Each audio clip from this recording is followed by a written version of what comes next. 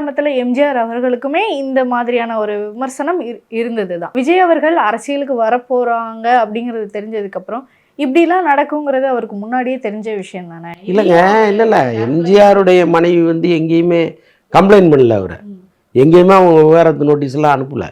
பொதுவெளியில் வந்து அவங்க கம்ப்ளைண்ட் பண்ணலை. ஆனால் இவங்க பண்ணுறாங்க. இதுக்கும் அதுக்கு நிறையா வித்தியாசம் இருக்குது.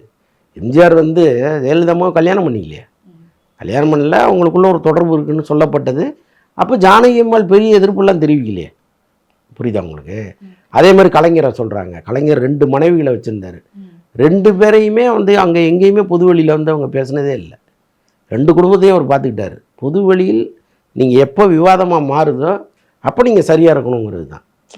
இப்போ இதே மனைவியோடு நீங்கள் டைவர்ஸ் ஆன பிறகு ஒருத்தரை நீங்கள் திருமணம் பண்ணிக்கிட்டீங்கன்னா யார் கேட்க போகிறாங்க?